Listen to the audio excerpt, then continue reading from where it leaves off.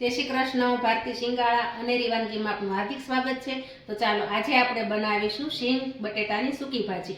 શીંગદાણા અને બટેટાની ખીચડી તો બધા બનાવે જ છે, પણ આપણે આજે સૂકી ભાજી બનાવવાની છે. તો ચાલો બનાવીએ. તો જો આપણી સામગ્રી બધી અહીંયા તૈયાર છે. તો મેં અહીંયા લીધા છે 500 ગ્રામ બટેટા લીધા છે અને એને આખા મેં બાફી નાખ્યા હતા અને હવે છાલ કાઢીને એને નાના નાના પીસ કરી નાખ્યા છે. અને અહીંયા મેં લીધું છે 1 મોટી ચમચી જીરું લીધું છે. અહીંયા મેં ખાંડ લીધી છે, તો એ આપણે જે પ્રમાણે ગળપણ નાખવાનું એ પ્રમાણે લેવાની છે. અહીંયા મેં મરીનો ભૂકો લીધો છે, એ પણ 1 ચમચી લીધું છે. અહીંયા 2 મરચાં લીધા છે અને એક આદુનો ટુકડો, તો આદુનો ટુકડો ખમણી નાખ્યો છે. મરચાં ઝીણા કટિંગ કર્યા છે. અહીંયા મેં ખારી શીંગ લીધી છે, તો ખારી શીંગને પણ ફોતરા કાઢી નાખ્યા છે અને 1 વાટકી છે.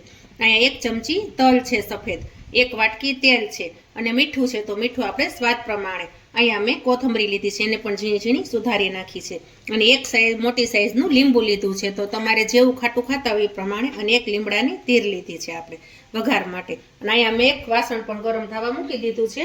તો હવે આપણે એમાં પહેલાં તેલ એડ કરીશું.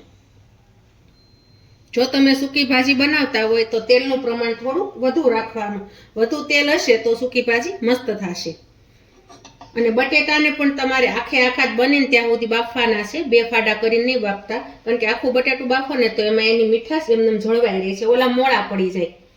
હવે આપણે પેલા 1 દાણો નાખીને જોશું કે તેલ આવ્યું છે કે નહીં. તો જોજે આપણું તેલ ગરમ નથી થયું, થોડુંક ગરમ થાય પછી જ આપણે એમાં જીરું એડ કરવાનું છે, કારણ કે જીરું ફૂટી જાય ને તો જ એનો સ્વાદ આવે. કાચું જીરું હોય તો સ્વાદ નથી આવતો.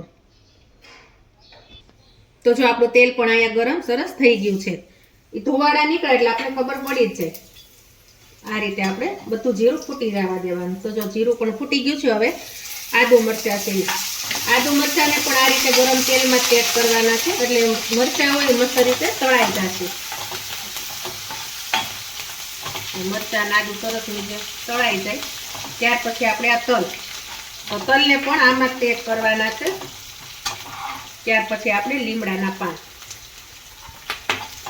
જો આ રીતે વઘાર કરો તો બહુ મસ્ત સૂકી ભાજી બને, લાગે બહુ. તો પછી ખારી શીંગ, તો આપણે છે ને બને ત્યાં સુધી તમારે ખારી શીંગ જ લેવાની છે, શીંગ દાણા નથી લેવાના, કારણ કે શીંગ દાણામાં છે ને ભેજ હોય અને કાચા હોય એટલે તમારે નથી સારા લાગતા. અને તમારે નાખવા હોય તો તમારે શીંગ દાણાને પહેલાં શેકવા પડે, ત્યાર પછી ફોતરા કાઢવા પડે, એ બધી બહુ તમને ઝંઝટ વીતી જાય. એના કરતાં તમે ખારી શીંગ લઈ લો તો તમારે બહુ મસ્ત થાય અને સ્વાદ પણ સારો આવે. હવે આપણે એમાં બટેટા બાફેલા છે એ એડ કરીશું.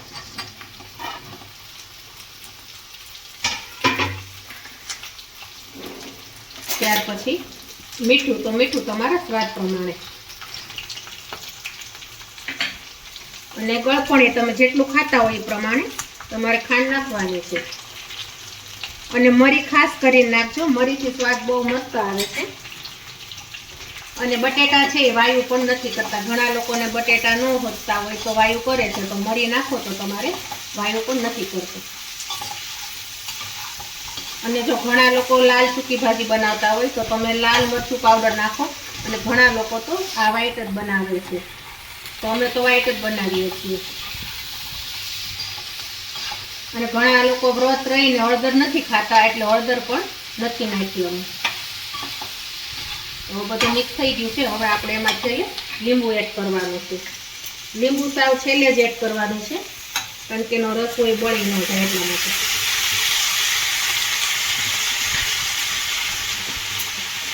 જો તમે આ રીતના બધી વસ્તુ સૂકી ભાજીમાં નાખો એટલે સૂકી ભાજી બહુ મસ્ત થાય અને બધાને ભાવે. તમે આમાં એકલી લૂખી ખાવી હોય ને તો પણ તમે સૂકી ભાજી લૂખી ખાઈ શકો છો.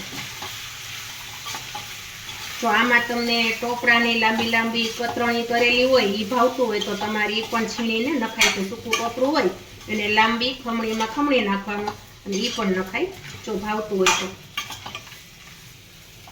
હવે છેલ્લે આપણે કોથમરી છે એ નાખવાની છે. હવે આપણે એને ચમચોથી જરાક મિક્સ કરી દઈશું. હવે આપણે એને 2 મિનિટ ખાલી ઢાંકીને આ રીતે રહેવા દેવાનું છે, એટલે બધો મસાલો અંદર સેટ થઈ જશે. તો જો આપણે એને 2 મિનિટ ઢાંકીને રહેવા દીધી હતી, તો આપણે જોઈ લઈએ તો આપણે મસ્ત રીતે મસાલો પણ સેટ થઈ ગયો છે અને 2 મિનિટ પણ થઈ ગઈ છે. તો હવે આપણે આને એક પ્લેટમાં કાઢી લઈશું. જો આ રીતે તમે જરાક મિક્સ કરી નાખજો. જો આ રીતે તમે સૂકી ભાજી બનાવો એટલે બધાને ભાવશે.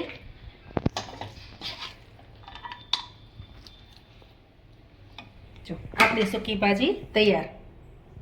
ટેસ્ટી અને ચટાકેદાર આપણી શીંગ બટેટાની સૂકી ભાજી તૈયાર છે. તો તમે જરૂરથી મારી આ રેસીપી ટ્રાય કરજો. વિડીયોને લાઈક કરજો, શેર કરજો, સબસ્ક્રાઈબ કરજો. જય શ્રી કૃષ્ણ.